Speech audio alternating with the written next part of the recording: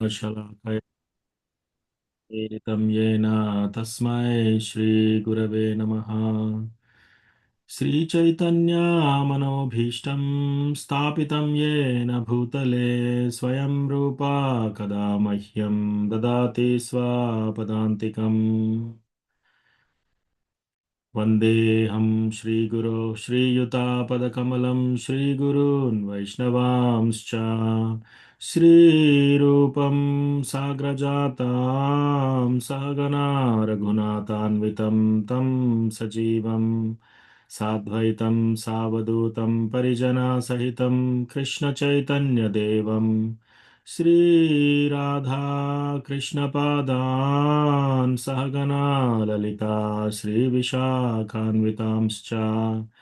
हे कृष्णा करुणा सिन्धो दीनबन्धो जगत्पते गोपेशा गोपिका कान्ता राधा कान्ता नमोऽस्तुते। तप्तकाञ्चना गौराङ्गी राधे वृन्दावनेश्वरी वृषभानुसुते देवी प्रणमामि हरिप्रिये। वाञ्छाकल्पतरुभ्यश्च कृपा सिन्धुभ्य एव च पतितानां पावनेभ्यो वैष्णवेभ्यो नमो नमः। जय श्री कृष्ण चैतन्य प्रभु नित्यानंदा श्री अद्वैता गदाधारा श्रीवासादि गौरभक्तवृंदा। हरे कृष्णा कृष्णा कृष्णा हरे हरे हरे राम राम राम हरे हरे। मत्समो नास्ति पापात्मा न च कश्चन परिहारे लज्जा मे किं ब्रुवे पुरुषोत्तमा। युवतीनां यथा योनि यूनां च युवतौ यथा मनोभिरमते तद्वन्मनो मे रमतां त्वयि। भूमौ स्खलितपादानां भूमिरेवावलम्बनं त्वयि जाता परादानां त्वामेव शरणं प्रभो। गोविन्दवल्लभे राधे प्रार्थये त्वमहं सदा त्वदीयम् इति जानातु गोविन्दो मां त्वया सह। राधे वृन्दावनाधीशे करुणामृतवाहिनी कृपया निजपादाब्जा दास्यं मह्यं प्रदीयताम्। त्रिनादपि सुनीचेन तरोरपि सहिष्णुना मानिना मानदेन कीर्तनीया सदा हरिः। कथञ्चन स्मृते यस्मिन् दुष्करं सुकरं भवेत् विस्मृते विपरीतं स्यात् श्रीचैतन्यं नमामि तम्। संसारदुःखजलदौ प्रतितस्य कामा क्रोधादिनक्रमकरे कवलीकृतस्य दुर्वासना निगडितस्य निराश्रयस्य चैतन्यचन्द्र मम देहि पदावलम्बम्। चैतन्यचन्द्र मम देहि पदावलम्बम्। ओम नमो भगवते वासुदेवाय। ओम नमो भगवते वासुदेवाय। ओम नमो भगवते वासुदेवाय। नारायणं नमस्कृत्य नरं चैव नरोत्तमं देवीं सरस्वतीं व्यासं ततो जयमुदीरयेत्। नष्टप्रायेषु भद्रेषु नित्यं भागवत सेवया भगवति उत्तमश्लोके भक्तिर्भवति नैष्टिकी। हरे कृष्ण। हरे हरे कृष्ण कृष्ण प्रभु प्रभु दंडवत दंडवत प्रणाम। प्रणाम। प्रणाम। हरे कृष्ण हरे प्रभु कृष्ण दंडवत प्रभुजी प्रणाम। प्रणमाल प्रभुजी। हरे कृष्णा प्रभु प्रणमाలు। प्रणाम। हरे कृष्ण प्रभुजी हरे प्रणमाल। कृष्ण प्रभु जी प्रणमाలు। हरे कृष्ण प्रभु दंडवत प्रणाम। हरे कृष्ण प्रभु दंडवत प्रणामाలు। దండోత్ ప్రణామ్. సో ఈరోజు हरे कृष्ण प्रभु दंडमत प्रणामाल। దండోత్ ప్రణామ్. ఈరోజు మనకు అసైన్ చేసిన వర్స్ రెండవ స్కందం 9వ చాప్టర్ 12వ శ్లోకం.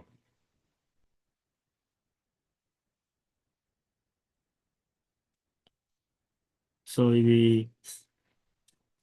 సుఖదేవ గోస్వామి పరీక్షిత్ మహారాజ్కి సమాధానాలు ఇస్తున్నాడు అనమాట. ఆ చాప్టర్ ఇక్కడ ఉన్నాం మనం. దాంట్లో 9వ శ్లోకం. ముందు శ్లోకం మనము రిసైట్ చేసిన తర్వాత మన క్లాస్ ప్రారంభిద్దాము. ఎవరైనా ఒక డివోటీ అన్మ్యూట్ చేసి కాల్ రిపీట్ చేయండి. శ్రీమద్ భాగవతం 2:9-12. ప్రవాళ వైఢూర్య మృణాల వర్చసా ప్రవాళ వైడూర్య ప్రవాళ వైడూర్యమునాల వర్చస పరిస్ఫురత్కుండల మౌలిమాలిన పరిష్కృత్ కుండల మౌలిమాలిన ప్రవాళ వైఢూర్య మృణాల వర్చసా ప్రవాళ వైడూర్యమునాల వర్చస పరిస్ఫురత్కుండల మౌలిమాలిన పరిస్ఫురత్ కుండల మౌలిమాలిన ప్రవాళ వైఢూర్య మృణాల వర్చసా ప్రవాళ వైడూర్యమునాల వర్చస పరిస్ఫురత్కుండల మౌలిమాలిన పరిస్ఫురత్ కుండల మౌలిమాలిన థ్యాంక్ యూ మాతాజీ. హరే కృష్ణ ప్రభుజీ ప్రణామాలు ప్రభుజీ. ఇప్పుడు వేరే డివోటీస్ చెప్పవచ్చు. హరే కృష్ణ ప్రభు. చదవాలా? Yes, ma'am. ప్రవాళ వైఢూర్య మృణాళ వర్చసాః పరిస్ఫుర కుండల మౌలి మాలిన. హరే కృష్ణ ప్రభు. హరే కృష్ణ హరే కృష్ణ ప్రభుజీ. ప్రభుజీ. ప్రవాళ వైడూర్య మృణాల వర్చసః పరిస్ఫురత్ కుండల మౌలి మాలినః. హరే కృష్ణ ప్రభు. హరే కృష్ణ ప్రభుజీ. ప్రవాళ వైఢూర్య మృణాల వర్చసః పరిస్ఫురత్కుండల మౌలి మాలినః. హరే కృష్ణ. కృష్ణ ప్రభుజీ ప్రణామాలు. ప్రవాళ వైడూర్య మృణాల వర్చసః పరిస్ఫురత్ కుండల మౌలి మాలినః. హరే కృష్ణ ప్రభుజీ ప్రణామాలు ప్రభు. ప్రవాళ వైడూర్య మృణాల వర్చస పరిస్ఫురత్ కుండల మౌలి మాలిన. హరే కృష్ణ. హరే కృష్ణ ప్రభుజీ. ప్రవాళ వైడూర్య మృణాల వర్చసః పరిస్ఫురత్ కుండల మౌలి మాలినః. హరే కృష్ణ ప్రభుజీ.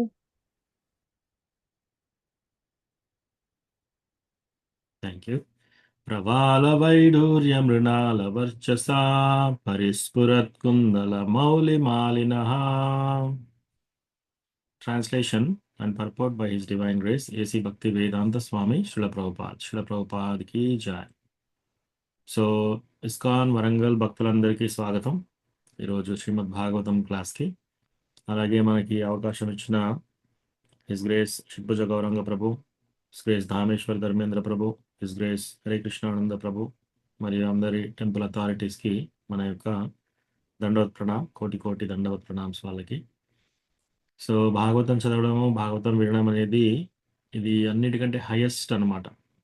మనము ఇక్కడ మనము సంతోషం కోసం వెతుకుతూ ఉన్నాం అన్నమాట. ఒక చేపను తీసి నీటిలో నుంచి చేపను తీసి ఒక సోఫాలో కూర్చోబెట్టి దానికి ఫ్యాన్ విసురుతూ దానికి రకరకాల వంటలు పెట్టి, ఫ్రూట్స్ పెట్టి, ఏసీ పెట్టి, బ్లాంకెట్స్ ఇచ్చి, రకరకాల ఏం చేసినా సరే, ఎన్ని స్వీట్స్ పెట్టినా సరే ఆ చేపకు కావాల్సింది ఏంటి?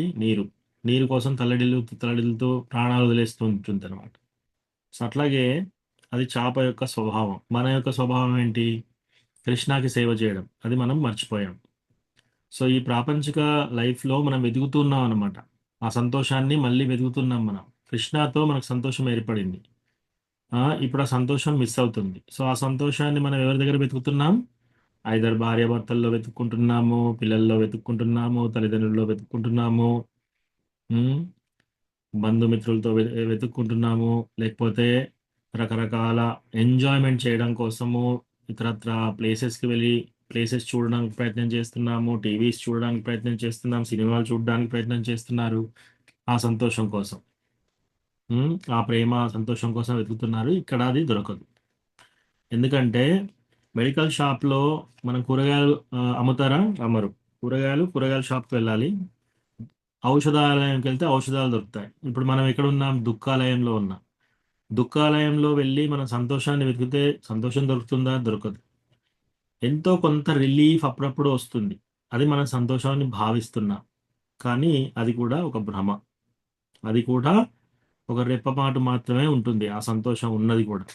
ఆ? 70 సంవత్సరాలు లైఫ్‌లో రెప్పపాటు సంతోషం కోసం మనం ఎదురు చూస్తూ ఉన్నాం అన్నమాట. యాక్చువల్ సంతోషం ఏంటి? శ్రీమద్ భాగవతం మనము చదవడం విధం చేస్తే మన హృదయం చాలా చాలా తేలిగ్గా అవుతుందన్నమాట. అది యాక్చువల్ హ్యాపీనెస్. అటువంటి తృప్తి మీకు ఎక్కడ ఏది చేసినా, ఎవరి ద్వారా ఎట్లా చేసినా కూడా ప్రాపంచిక లైఫ్‌లో మనకు దొరకదనమాట. సో, ఇది అన్నిటికంటే హైయెస్ట్ థింగ్ మనం చేసేది. రైట్? మొత్తం ప్రపంచంలో హిస్ గ్రేస్ వైశేషిక ప్రభు ఏమంటారంటే, మొత్తం ప్రపంచంలో even president, American president, Indian prime minister, chief minister వాళ్ళని తీసుకున్నా సరే, భక్తిలో వచ్చిన ఒక చిన్న భక్తుడి తోటి కూడా వాళ్ళు సరిపోలేరు. ఎందుకు? వాళ్ళందరూ ఏమనుకుంటున్నారు? నేను ఈ శరీరం, ఈ పొజిషన్ నాది, నేను చీఫ్ మినిస్టర్, నేను ప్రైమ్ మినిస్టర్ అనుకుంటున్నారు. కానీ కృష్ణ కాన్షియస్లోకి వచ్చిన చిన్న పిల్లవాళ్ళు కూడా ఏమనుకుంటారు? నేను ఈ శరీరం కాదు, నేను ఆత్మని, జీవేరే స్వరూపాయి కృష్ణేరా నిత్యదాస్, నేను కృష్ణకి నిత్యదాసుణ్ణి, ఆ దాసం చేయాలి అని ఆయనకు తెలుస్తుంది. కానీ ఈ పెద్ద పెద్ద వాళ్ళకి తెలియదు. సో అట్లా అన్నమాట. సో ఈ రోజు మనం చదివిన శ్లోకం ఏంటంటే, some of them are effulgent like coral and diamonds in complexion and have garlands on their heads blooming like lotus flowers and some wear earrings. ప్రవాళ వైఢూర్య మృణాల వర్చస పరిస్ఫురత్ కుండల మౌలిమాలినః. సో వజ్రాలు, వైఢూర్యాలు, తర్వాత దేవలోకంలో సెలెస్టియల్ లోటస్, తామర పుష్పాలు, తర్వాత వర్చస అంటే కిరణాలు, పరిస్ఫురత్ అంటే పువ్వు వికసించినప్పుడు ఎలా ఉంటుంది అలా అనమాట. కుండల అంటే చెవు పోగులు, మౌలి అంటే తల వెంట్రుకలు, మాలినః వాళ్ళందరూ ఏం వేసుకున్నారు? చక్కగా గార్లెండ్స్ వేసుకొని ఉన్నారనమాట. ఓకే, అసలు ఇక్కడికి మనం ఎలా వచ్చాము? సో ఇంత ముందు చాప్టర్లో పరీక్షిత్ మహారాజ్ చాలా ప్రశ్నలు వేస్తాడనమాట. చాప్టర్ మొత్తం ప్రశ్నలే, దగ్గర దగ్గర అన్ని డీప్ క్వశ్చన్స్ వేస్తాడు. అందులో ఇప్పుడు సుఖదేవ్ గోస్వామి పరీక్షిత్ మహారాజ్కి ఆన్సర్ చెప్తూ ఈ చాప్టర్లో ఫస్ట్ 3 శ్లోకాలలో పరీక్షిత్ మహారాజ్ యొక్క ఫస్ట్ ప్రశ్న ఏంటి? జీవుడికి ఈ యొక్క దేహం ఎలా వచ్చింది అనే దాన్ని వివరిస్తాడనమాట. ఆ తర్వాత బ్రహ్మ, భగవంతుడు, విష్ణుమూర్తి, కృష్ణ యొక్క సంభాషణ గురించి 4 నుంచి 8 శ్లోకాలలో ఆ సీన్ రెడీ చేస్తున్నాడు అనమాట. సో ఇక్కడ ఏం చేస్తాడు? 4వ శ్లోకంలో భగవంతుడు ఆయన యొక్క స్వరూపాన్ని బ్రహ్మకి తెలియజేసి, పెనాన్స్, నువ్వు తపస్సు చేయి, అని చెప్తాడు అనమాట. అప్పుడు బ్రహ్మ అందరికంటే ఆది గురువు ఆ పద్మంలో కూర్చొని ఆయనకి ఎక్కడ ఏమీ అర్థం కావట్లేదు, అసలు ఏం చేయాలి ఏమీ అర్థం కావట్లేదు. అప్పుడు తప అని 2 సార్లు వింటాడు బ్రహ్మ. అది వినగానే ఇప్పుడు నేను తపస్సు చేయాలి అని చెప్పేసి ఒక 1000 దివ్య సంవత్సరాలలో ఆయన చాలా కాన్సన్ట్రేషన్ తోని తీవ్రమైన తపస్సు చేస్తాడు. చేసిన తర్వాత అప్పుడు బ్రహ్మకి కృష్ణ దర్శనం ఇస్తాడు అనమాట. సో ఇప్పుడు ఆ బ్రహ్మ గారికి వైకుంఠ లోకాన్ని చూపిస్తున్నాడు కృష్ణ. సో ఆ వైకుంఠ లోకంలో బ్రహ్మ యొక్క ఆయన తపస్సుకు చాలా మెప్పు చెంది, చాలా సంతుష్టుడైపోయి, ఇగో ఇది వైకుంఠ, ఇది ఆధ్యాత్మిక ప్రపంచం, ఇక్కడికి ఎవరు వస్తారు? ఆత్మతత్వ జ్ఞానం మొత్తం తెలిసిన వాళ్ళు వస్తారు. ఎవరైతే వాళ్ళకి కన్ఫ్యూజన్ ఉండదు, తర్వాత భయం ఉండదు, ఆందోళన ఉండదు, తర్వాత సఫరింగ్ ఉండదు, తర్వాత ఈ త్రిగుణాలకు పైపడిన వాళ్ళు, మాయకి అందని వాళ్ళు ఎవరు? దేవతలు, అసురులు, భక్తులు అందరూ కూడా ఆ యొక్క భగవంతుణ్ణి వర్షిప్ చేస్తున్నారు అనమాట. ఇప్పుడు వైకుంఠ లోకాన్ని చూపిస్తుంటే అక్కడ ఎలా కనిపిస్తుందంట? ప్రవాల వైఢూర్య మృణాల వర్చస పరిస్ఫురత్కుండల మౌలి మాలిన. అక్కడున్న వైకుంఠ వాసీస్ అందరు ఎలా ఉన్నారంట? కొందరు చాలా చాలా వెలుగులో ఉన్నారంట. వెలుగులో ఉండి వజ్రాలు, వైఢూర్యాలు, రకరకాల ఆభరణాలు వేసుకొని ఉన్నారు. వాళ్ళ యొక్క కాంప్లెక్షన్, వాళ్ళ యొక్క శరీరం యొక్క రంగు, అవన్నీ కూడా అద్భుతంగా ఉంది. అన్ని గార్లెండ్స్ వేసుకున్నారు వాళ్ళు. పూలమాలలతో వైజయంతి మాలలు వేసుకొని ఉన్నారు. తర్వాత వాళ్ళ యొక్క ముఖాలు, వాళ్ళ యొక్క తలలు ఒక వికసిస్తున్న తామర పుష్పం వలె ఉంది. కొందరు ఇయర్ రింగ్స్ పెట్టుకున్నారు అనమాట. చెవులకి పోగులు కూడా పెట్టుకొని ఉన్నారు. సో యాక్చువల్లీ వైఢూర్య అనేది ఎక్కడ? సో ప్రభుపాద పర్పోట్లో ఏం రాస్తారనమంటే, ఈ యొక్క వైకుంఠాలో ఉన్న వాసీస్ అందరూ ఎవరికైతే సారూప్య ముక్తి వస్తుందో, సారూప్య అంటే భగవంతునితో సేమ్ రూపం, భగవంతుడికి ఎటువంటి రూపం ఉంటుందో, భగవంతుడికి ఎటువంటి 4 చేతుల నారాయణ ఫార్ములా ఉంటుందో, వైకుంఠాలో ఉన్న అందరికీ కూడా 4 చేతుల నారాయణ ఫామ్ ఉంటుంది. భగవంతుడు ఎంత అందంగా ఉంటాడో వాళ్ళందరూ కూడా అంత అందంగా ఉంటారనమాట. వాళ్ళకి సారూప్య ముక్తి వచ్చింది. సో వాళ్ళకి కూడా బాడీలీ ఫీచర్స్, వాళ్ళ ముఖం కానీ, వాళ్ళ వాళ్ళ తేజస్సు కానీ, వాళ్ళ యొక్క శరీరం కానీ, వాళ్ళ చేతులు, వాళ్ళ కాళ్ళు అన్నీ కూడా దేవాది దేవుడు విష్ణుమూర్తి లాగా ఉంటారు అందరూ. అప్పుడు వాళ్ళు వైఢూర్య, వజ్రాలు, యాక్చువల్లీ ఇవన్నీ దేవాది దేవుడి కోసం, వైకుంఠాధిపతి కోసం, విష్ణుమూర్తి కోసం. కానీ ఎవరికైతే ఇటువంటి సారూప్యముక్తి వచ్చిందో వాళ్ళకి భగవంతుడు ఇలాంటి వజ్ర వైడూర్యాలు కూడా, వాళ్ళకు వాళ్ళ బాడీ కూడా షైనింగ్ గా ఉండే బాడీ కూడా ఇస్తున్నాడు అనమాట. అది ఈరోజు ఒక శ్లోకం. అయితే డివోటీస్ శ్రీమద్ భాగవతంలో ఇంకా ముందుకు మనం వెళ్తే 3వ స్కందంలో 29వ చాప్టర్ 13వ శ్లోకంలో ఇలా చెప్తున్నారనమాట. కపిలదేవు దేవహూతికి చెప్తున్నాడు అనమాట. సాలోక్య సాష్టి సామీప్య సారూప్యైకత్వమప్యుత ధీయమానం న గృహ్ణంతి వినామత్సేవనం జనా. సో సాలోక్య, భగవంతుడు ఉన్న ఇవన్నీ మోక్షాల్లో రకరకాల మోక్షాలు అనమాట. ఇవి ఒకటి సాలోక్య మోక్ష. సో సాలోక్య మోక్ష అంటే ఏంటి? జీవి డైరెక్ట్గా వెళ్ళి భగవంతుడు ఏ గ్రహంలో ఉంటాడో ఆ గ్రహంలో మళ్ళీ జన్మ తీసుకోవడం. సార్ష్టి అంటే భగవంతుడికి ఎన్ని ఆపులెన్సెస్, భగవంతుడికి ఎటువంటి శక్తులు ఉన్నాయో వీళ్ళకు కూడా అటువంటి శక్తులు వస్తాయన్నమాట. అది సార్ష్టి ముక్తి. సాలోక్య ముక్తి అంటే సేమ్ ప్లానెట్. సార్ష్టి ముక్తి అంటే భగవంతునితో ఆయనకి ఎన్ని పవర్స్ ఉన్నాయో వీళ్ళకి అన్ని పవర్స్ రావడం. ఇంకోటి సామీప్య ముక్తి. సామీప్య ముక్తి అంటే భగవంతునికి చాలా దగ్గరి అసోసియేట్గా, అది సామీప్య. తర్వాత సారూప్య ముక్తి అంటే భగవంతుని చేతులు, కాళ్ళు, ఆయన యొక్క ముఖము, వచస్సు, అవన్నీ శరీరం ఎలా ఉందో అటువంటి ఫీచర్స్ వాళ్ళ బాడీ కూడా అలా ఉంటుంది అనమాట. అది సారూప్య ముక్తి. తర్వాత ఏకత్వం. ఏకత్వం అంటే భగవంతునిలో కలిసిపోవడం. ఇవన్నీ సాలోక్య, సాష్టి, సామీప్య, సారూప్య, ఏకత్వం, అప్యుత, ధీయమానం, ఇవన్నీ మాకు ఇచ్చినా సరే నా గృహ్ణంతి, ఇది యాక్సెప్ట్ చేయరు డివోటీస్. వినామత్ సేవనం జన. ఎప్పుడు భగవంతుని భక్తియుత సేవ లేకపోతే ప్యూర్ డివోటీస్ ఇవి యాక్సెప్ట్ చేయరు.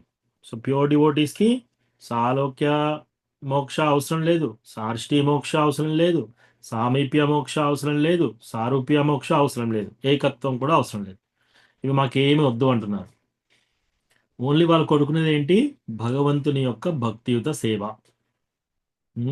భగవంతుని యొక్క భక్తియుత సేవ మాత్రమే కోరుకుంటున్నారు అనమాట. ఇంకొకటి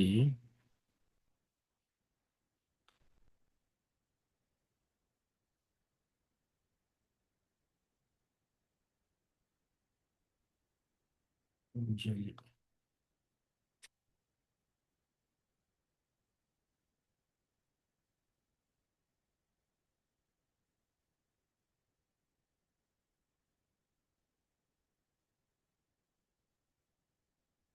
ఇంకొక శ్లోకం ఉంది,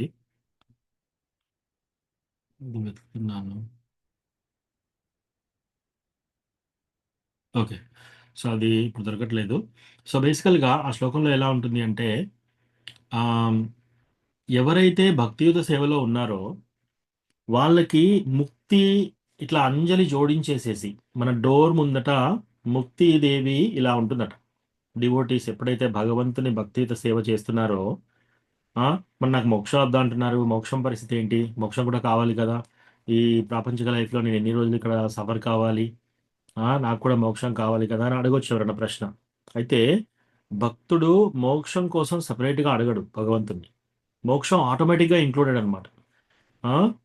సో ఎప్పుడైతే మనం భక్తితో సేవ చేస్తామో ముక్తిదేవి వచ్చేసి ఇలా అంజలి ఘటిస్తూ వాళ్ళ ఇంటి ముందట డోర్ ముందట ఇలా ఉంటుంది అనమాట. అంటే మోక్షం రెడీ అయిపోయింది, మోక్షం మనకు డిఫాల్ట్ వచ్చేసింది అనమాట. ఒక ఒక సింపుల్ ఇక్కడ ఎగ్జాంపుల్ తీసుకోవాలనుకుంటే, ఓకే, ఒక టీవీ కొంటే వీసీఆర్ ఫ్రీ ఇచ్చారనుకోండి, రైట్? సో టీవీ కొన్న తర్వాత మళ్ళీ వీసీఆర్ వీడియో క్యాసెట్ ప్లేయర్ మళ్ళీ సపరేట్గా మనం డబ్బులు పెట్టి కొనవలసిన అవసరం లేదు, రైట్? ఒక పప్పు కొంటే ఒక బిస్కెట్ ప్యాకెట్ ఫ్రీ అనుకోండి, రైట్? పప్పు కొన్న తర్వాత మళ్ళీ బిస్కెట్ ప్యాకెట్కి మనము డబ్బు కట్టాల్సిన అవసరం లేదు. ఎవరైనా బిస్కెట్ కొనాలనుకుంటే వాళ్ళ పప్పు కావాలంటే పప్పు కొనేస్తే ఆటోమేటిక్గా వచ్చేస్తుంది. సో మోక్షం ఆటోమేటిక్గా వచ్చేస్తుంది ఫ్రీగా. సో దాని గురించి మనము డివోటీస్ ఎవరు కూడా ప్రత్యేకంగా మనము దాని గురించి ప్రార్థన చేయవలసిన అవసరం లేదు. సో అందుకే, కానీ కొందరు ఉన్నారు, కొందరు వాళ్ళకేంటి మోక్షం చాలా ఇంపార్టెంట్, దేవునిలో ఐకత్వం కలిసిపోవాలి, బ్రహ్మజ్యోతిలో కలిసిపోవాలి అని చెప్పేసి తాతలాడే వాళ్ళు చాలామంది ఉన్నారు. సో కానీ భక్తుడు మాత్రం అలా కాదనమాట. సో భక్తుడు ఈ 5 ముక్తులు సాలోక్య సార్ష్టి సామీప్య అప్య ఏకత్వం ఇవన్నీ ఇచ్చినా సరే ఇవన్నీ కూడా మనకొద్దు అంటున్నారు. అయితే బ్రహ్మ వెళ్ళి వైకుంఠ చూసినప్పుడు ఆ వైకుంఠ లోకాలో ఇవన్నీ చూస్తున్నాడు అనమాట. ఏంటది? ఒక్కొక్కరి వాళ్ళ యొక్క శరీరము స్కై బ్లూ ఏ కలర్ ఉంటుందో ఆ కలర్లో వాళ్ళ తేజస్ అలా ఉంది. వాళ్ళకి లోటస్ ఐస్ అంటే వాళ్ళ కళ్ళు ఒక తామర పువ్వుల్లాగా ఉన్నాయి. వాళ్ళందరూ ఎల్లో దుస్తులతో ధరించేసేసి పీత వస్త్రాలు వేసుకొని యవ్వనంలో ఉన్నారు, చాలా చాలా వెలుగులో ఉన్నారు. వాళ్ళు చూడడానికి చాలా అందంగా ఉన్నారు. 4 చేతులు, రకరకాల షైనింగ్ ఇయర్ రింగ్స్ పెట్టుకొని, కిరీటాలు పెట్టుకొని, గార్లెండ్స్ వేసుకొని, వజ్రవైఢూర్యాలు వేసుకొని ఉన్నారనమాట. సో అట్లా బ్రహ్మ వాళ్ళందరినీ చూస్తున్నాడు. సో ఇది చూసి డివోటీస్ మనము మనకు కూడా అటువంటి మోక్షం వస్తే బాగుండేది అని అనుకోవాల్సిన అవసరం లేదు. డివోటీస్కి ఓన్లీ ప్యూర్ డివోటీస్ మనకు కావాల్సింది ఏంటి? మనకు కావాల్సింది ఓన్లీ కృష్ణ భగవాన్ యొక్క భక్తియుత సేవ. ఆ భక్తియుత సేవ లేనప్పుడు ఇంకా భక్తుడికి ఏది ఇచ్చినా కూడా ఆ తృప్తి ఉండదన్నమాట. ఉదాహరణకి చైతన్య మహాప్రభు గంభీరాలో ప్రతిరోజు ఆయన కీర్తన్స్ అవి చేసేవారు. తర్వాత శ్రీవాస్ ఠాకూర్ ఇంటికి వచ్చేసి అక్కడ మహాప్రకాశ లీల చేశారనమాట 1 సంవత్సరం పాటు.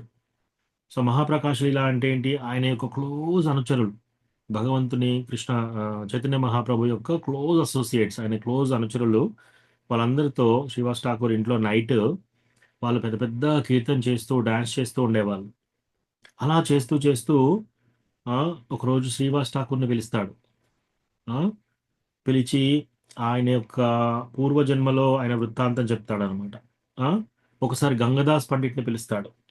గంగదాస్, మీకు తెలుసా, ఒకరోజు నువ్వు నీ భార్య పిల్లల్ని బందిపోట్ల నుంచి తప్పించడం కోసం నువ్వు వాళ్ళందరినీ తీసుకొని యమునా నది సైడ్ బాగా పరిగెడుతున్నావు. గంగానది సైడ్ పరిగెడుతూ పరిగెడుతూ పరిగెడుతూ ఓ పడవ అని పిలుస్తున్నావు. అక్కడ ఏ పడవలు లేవు, చీకటి పడింది అంతా.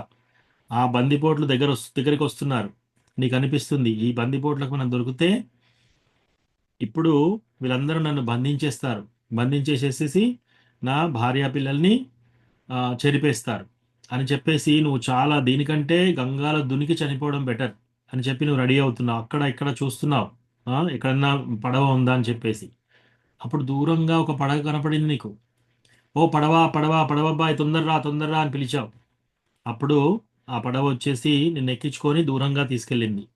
ఆ పడవలో వచ్చింది ఎవరు? నేనే వచ్చాను అని చైతన్య మహాప్రభు ఆయనకి చెప్తాడనమాట. నీ యొక్క భక్తికి మెచ్చి నేను అలా వచ్చి నిన్ను కాపాడాను అని గంగదాస్ పండిట్కి చెప్తాడనమాట. తర్వాత హరిదాస్ ఠాకూర్ని పిలుస్తాడు. హరిదాస్ ఠాకూర్ని పిలిచి, ఆ, ఓ హరిదాస్, నువ్వు ముస్లిం కింగ్ వచ్చేసి, రాజు వచ్చేసి నీతో చెప్తాడనమాట. ఏమని? నువ్వు ఈ హరే కృష్ణ మహామంత్రం తీసుకున్నావు, ఈ మంత్రం నువ్వు జపించడం ఆపేసేయి, లేకపోతే నీకు మరణశిక్ష ఇస్తామని చెప్పి. అయినా నువ్వేమన్నావు? నా యొక్క శరీరాన్ని ఖండాలుగా ఖండించినా సరే ప్రతి ఒక్క ఖండం కూడా ఈ హరినామం తీసుకుంటుంది అని చెప్పారు. అప్పుడు నిన్ను భటులనందరినీ పంపించేసేసి కొరడాలతో 22 వీధుల్లో నిన్ను కొట్టారు. ఉమ్, కొరడాలతో కొడుతున్నారు, కాళ్ళతో తంతున్నారు, రాడ్స్తో కొడుతున్నారు, ఆ, మధ్యలో నిన్ను దూషిస్తూ ఉన్నారు. అయినా అప్పుడు నేను సుదర్శన్ చక్ర పట్టుకొని అక్కడికి వచ్చాను నిన్ను సేవ్ చేద్దామని చెప్పేసి. వాళ్ళను సంహరిద్దామని అప్పుడు వచ్చేసినప్పుడు నువ్వు ప్రే చేస్తున్నావు, లోపల చాలా తీవ్రంగా నువ్వు ప్రే చేస్తున్నావు. ఎలా ప్రే చేస్తున్నావు? ఓ కృష్ణ, ఓ చైతన్య మహాప్రభు, వీళ్ళు ఏం చేస్తున్నారో వీళ్ళకి తెలియట్లేదు, దయచేసి వీళ్ళని క్షమించు. నేను అప్పుడు వాళ్ళను చక్ర ద్వారా చంపానా? అందరికంటే ఎక్కువ నువ్వే బాధపడతావు. అందుకని ఆ సుదర్శన్ చక్ర వెనక్కి తీసుకొని నీకు దెబ్బలు పడొద్దని చెప్పేసి ఆ దెబ్బలన్నీ నేను తీసుకున్నాను అని చెప్పి ఆయన షాల్వా తీసుకొని ఆయన వీపు చూస్తే అన్ని మార్క్స్ ఉంటాయన్నమాట, కొరడా మార్క్స్ అన్ని. సో అప్పుడు హరిదాస్ ఠాకూర్ని అడుగుతున్నాడు అనమాట, ఓ హరిదాస్, నీ భక్తికి నేను చాలా మెచ్చాను అని హరిదాస్ ఠాకూర్ యొక్క ఇష్టదైవాన్ని చూపిస్తాడు భగవంతుడు. ఇష్టదైవం చూపించిన తర్వాత ఒక కోరిక కోరుకో అంటాడు.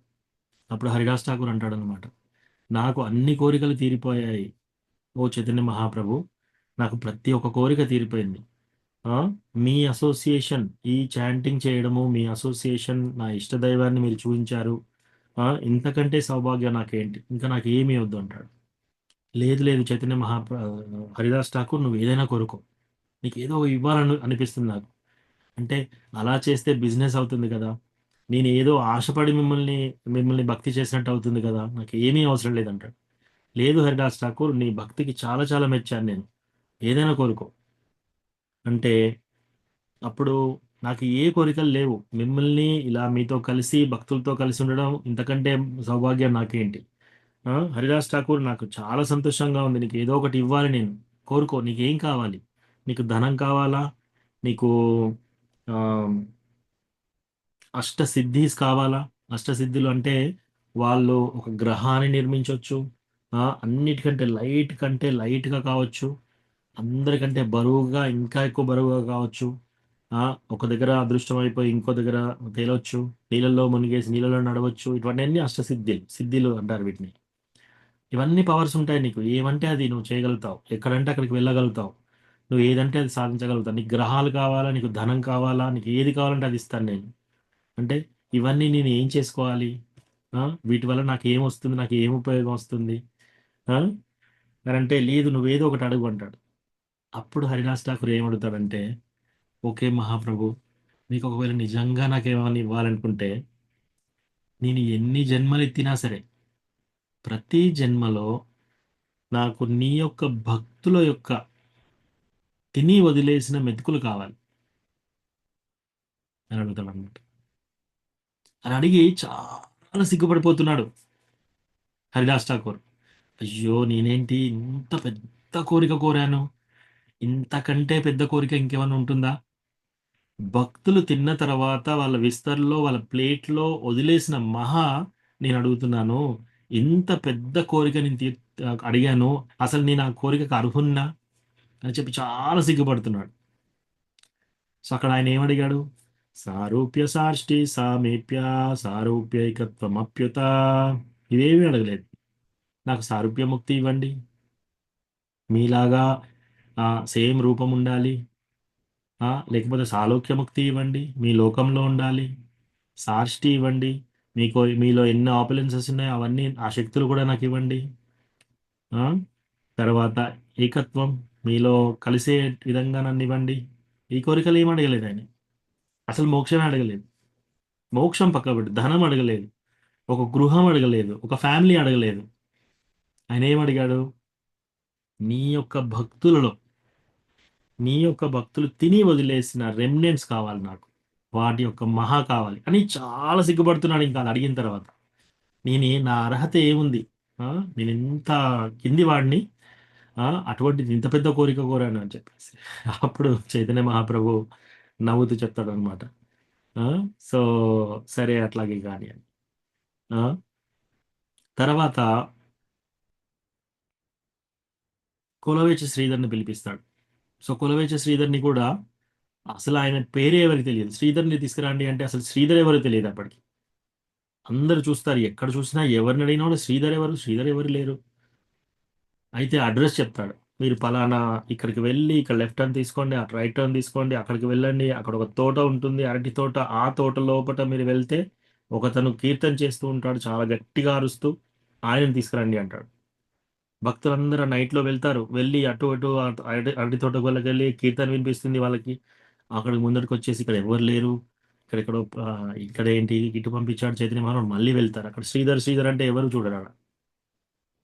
సో మళ్ళీ వెళ్ళినాక మీరు సరిగ్గా వెతికారా, అక్కడ కొలవేచ శ్రీధర్ ఉంటాడు, కొలవేచ శ్రీధర్ అని అడగండి. ఆ, ఆయనే అక్కడే ఉంటాడు, మీరు వెళ్ళి ఆయన తీసుకురండి. సో మళ్ళీ వెళ్తారు నైట్, మళ్ళీ వెళ్ళి అక్కడికి వెళ్ళి కొలవేచ శ్రీధర్ అంటే అప్పుడు అందరికీ తెలిసిపోతుంది. ఎందుకంటే కొలవేచ అంటే అరటి ఆకులు అమ్ముకునేవాడు, అరటి ఆకులు అరటి పండ్లు అమ్మేవాడు. ఆయన ఏం చేస్తున్నాడు? ప్రతిరోజు ఆయనే అక్కడ ఉన్న అన్ని షాపుల్లోకి వెళ్ళా తక్కువ ప్రైస్, ఇంకంతకంటే తక్కువ ధర ఇంకెవరు ఇవ్వట్లేరు, అంత తక్కువ ధర కోట్ చేస్తున్నాడు. అరటి ఆకులు అరటి పళ్ళు అమ్ముతున్నాడు. ఆ వచ్చిన డబ్బుతో ఏం చేస్తున్నాడు? సగానికి సగం గంగా పూజకు వాడుతున్నాడు, మిగతా సగం ఆయన కోసం మెయింటెనెన్స్ కోసం పెట్టుకుంటున్నాడు అనమాట. సో అట్లా చేస్తున్నాడు. చైతన్య మహాప్రభు వస్తాడు, నిమాయ్ పండిట్ వచ్చేసి నీ దగ్గర అరటాకులు ఉన్నాయా, ఇవి ఎంతకి ఇస్తావు నాకు అంటాడు. సో ఈ అరటాకులు ఎంతకి ఇస్తావంటే ₹1 అంటాడు. రూపాయ? పక్కనెవ్వరు ఇటువంటి చెప్పట్లేరు, నువ్వు ఇంత ఎక్కువ చెప్తున్నావు, నువ్వు చాలా చాలా ఎక్కువ చేస్తున్నావు అని చెప్పి బేరమాడి నాకు సగంలో ఇవ్వాలంటాడు. లేదండి, నేను ఆల్రెడీ ఇక్కడ ఉన్న షాపులన్నిటికంటే నేను ఇందే లోయెస్ట్ ప్రైస్, ఇంతకంటే ఇంకా తక్కువ ఎవరు అమ్మట్లేరు, మీరు కావాలంటే వెళ్ళి కనుక్కోండి అంటే, నేను అందరినీ ఆల్రెడీ కనుక్కున్నాను, నువ్వే చాలా ఎక్కువ చెప్తున్నావు, నాకు సగం రేటుకి ఇవ్వంటాడు. సగం రేటుకి సరే అని ఒప్పుకుంటాడు. అసలు సగం కూడా దీనికి ఎక్కువనే, సగం కూడా చాలా ఎక్కువ అని చెప్పేసి కృష్ణ బంధు ప్రభు మనకి ఇప్పుడు దర్శన్ చూపిస్తున్నారు.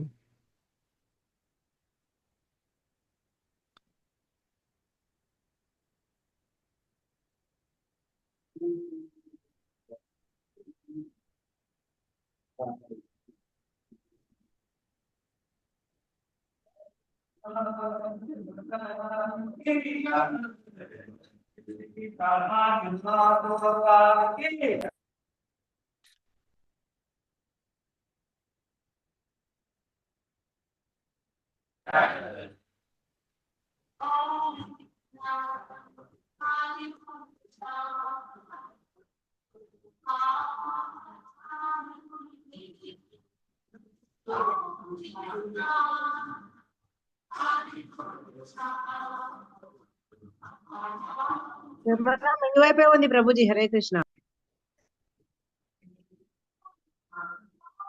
కెమెరా మీ వైపే ఉంది, వస్తలేదు ఇటువైపు.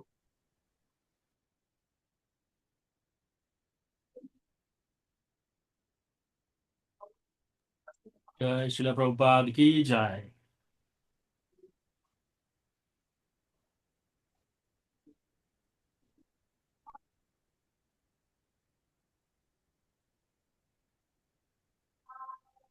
దర్శనం వస్తలేదు ప్రభు, మీరే ఒక పక్క.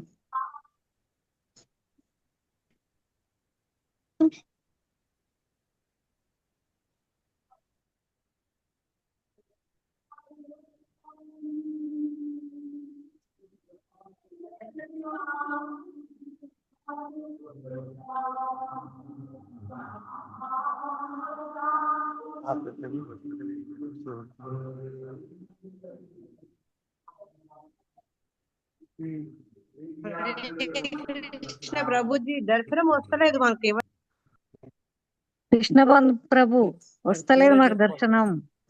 అయితే ఫోన్ మారింది మాతాజీ, ఆ ఫోన్ ఇక్కడ ఉంది. దర్శనం వస్తలేదు, మీ వైపే ఉంది కెమెరా. శిల ప్రభు ఓకే ఓకే, ఎప్పుడు వస్తుంది? ఎప్పుడు వస్తుంది?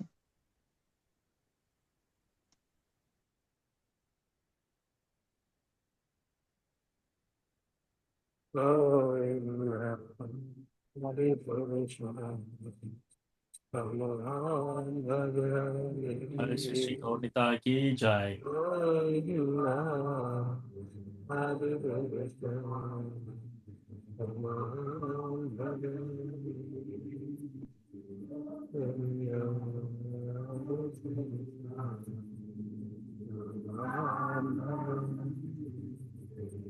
श्री जगन्नाथ बलदेव सुभद्रा माई की जय। श्री नरसिंह की जय।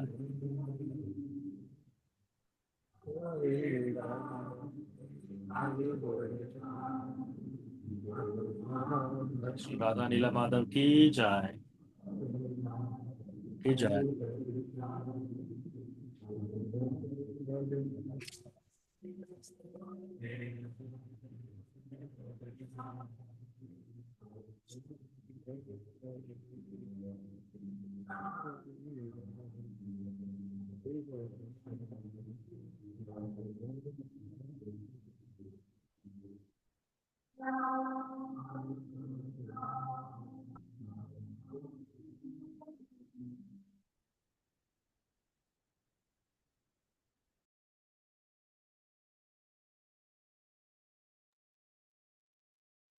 సో అలా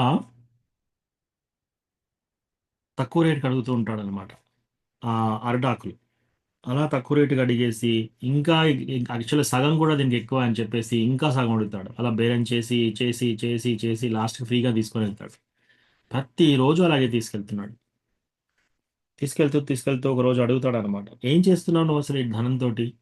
నువ్వు ఈ డబ్బులన్నీ ఇవన్నీ అమ్మేసి నువ్వు దీంతో పాటు ఏం చేస్తావు నువ్వు అంటే, నేనేం చేస్తాను, నేను సగము గంగామాత పూజకు వాడుకుంటాను, మిగతా సగం నేను వాడుకుంటానంటే, గంగాకు నువ్వు పూజ చేయవలసిన అవసరం లేదు. గంగా యొక్క తాత, తండ్రి వాళ్ళందరూ నా యొక్క అనుచరులే, నా యొక్క సేవకులు. సో నువ్వు అది ఆపేయచ్చు అని చెప్పి అంటాడు అనమాట. సో నిమాయి పండిట్ వచ్చి అలా చెప్తూ చెప్తూ, సో కొలవేచ శ్రీధర్ అంటే ఆయన ధోతి కుర్తా ఎలా చినిగిపోయింది అంటే, ఆయన యొక్క షాల్వాను ధోతి ఎలా ఎన్నిసార్లు చినిగింది అంటే, చినిగినప్పుడల్లా ముడి వేస్తున్నాడు. చినిగిన దానికంటే ఎక్కువ ముళ్ళున్నాయి. ఓకే, ఆయన ఇల్లు ఎలా ఉంది, పూరి గుడిస. వర్షం పడ్డప్పుడు డైరెక్ట్ ఇళ్ళల్లోకి నీళ్ళు వచ్చేస్తున్నాయి. ఆయన రోజు చాంటింగ్ చేస్తున్నాడు కృష్ణనామం. కృష్ణనామం బాగా గట్టిగా తీస్తూ ఉంటే ఇంటి పక్క వాళ్ళందరూ అంటున్నారు అనమాట, నువ్వు ఏంటి అసలు దుర్గా పూజ చేయొచ్చు కదా మాలాగా, నువ్వు కృష్ణనామం తీసుకుంటే చూడు నువ్వు ఆకలికి ఎలా అలమడిపోతున్నావు అని చెప్పి కొన్ని టొమాటోస్, జాలిపడి టొమాటోస్ విసిరేస్తున్నారు వాళ్ళ ఇంటికి. ఇవి తినైనా కూడా ఆపుతాడేమో, ఆ ఏడుపు ఆపేస్తాడేమో అని. ఆయనేమో భగవంతుని పిలుస్తున్నాడు నామం. సో అట్లా డివోటీస్ వెళ్ళి కొలవేచ శ్రీధర్ అంటే ఈయనే గుడిసెలో ఉన్నాడు అని చెప్పేసి ఆయన చాలా సిగ్గుపడిపోతాడు. నన్ను రమ్మన్నాడా, నన్ను ఎందుకు తీసుకురమ్మన్నాడు భగవంతుడు అని చెప్పేసి. కృష్ణ చైతన్య మహాప్రభు ఆయన రాగానే అడుగుతున్నాడు అనమాట, ఓ కొలవేచ శ్రీధర్ చెప్పు నీకేం కావాలి? నేను ఒకరోజు చెప్పాను చూసావా, నీతో బేరమాడిన రోజు, ఒకరోజు నీ ధనం ఏంటో నేను బయట పెడతానని చెప్పేసి, ఇది ఆ రోజు అని చెప్పేసి, నీలో కృష్ణ ప్రేమ ధనం ఉంది. నీకంటే కృష్ణ ప్రేమ ధనం ఇంకెవ్వరికీ లేదు. నువ్వు అందరికంటే ధనవంతుడివి. చెప్పు నీకేం కావాలి?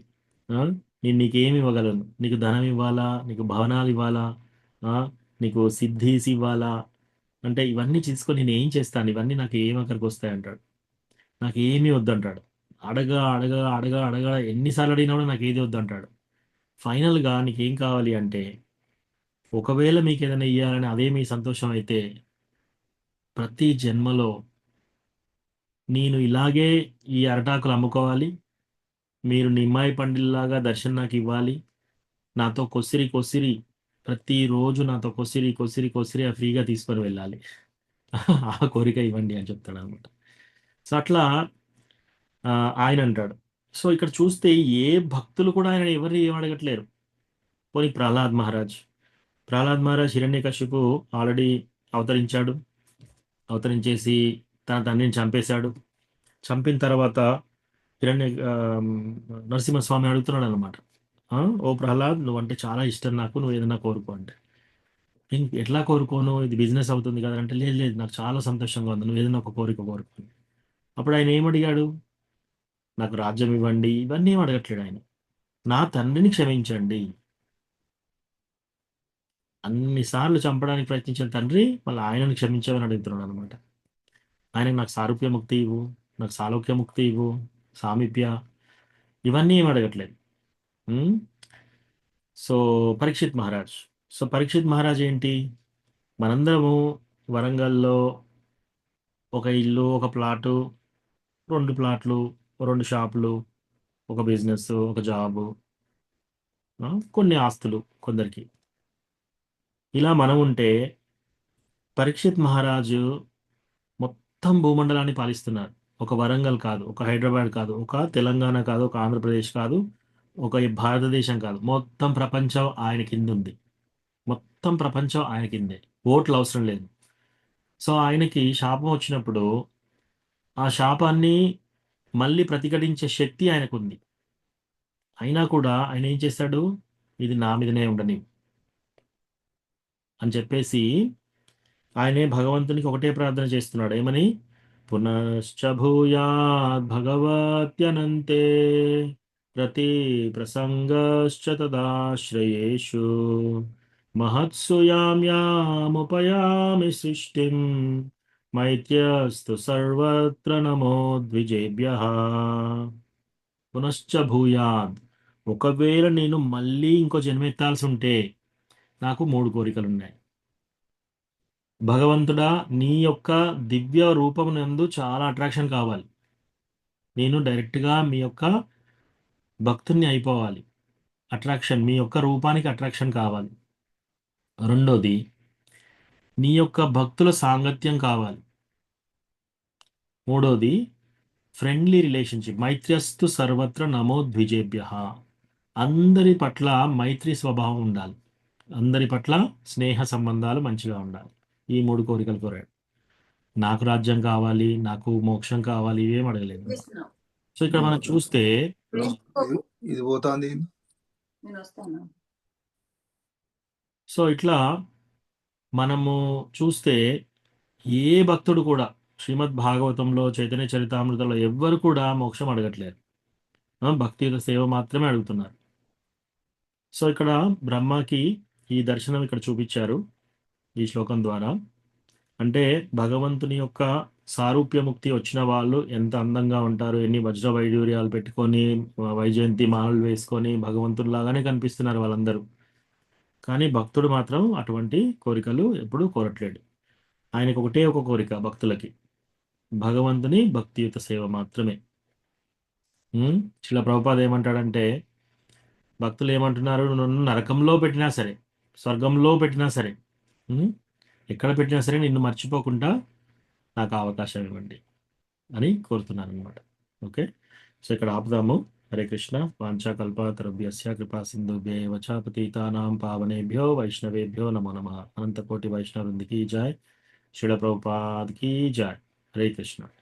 భక్తులకి ఎవరికైనా ప్రశ్నలు ఉంటే ఇప్పుడు డిస్కస్ చేయవచ్చు.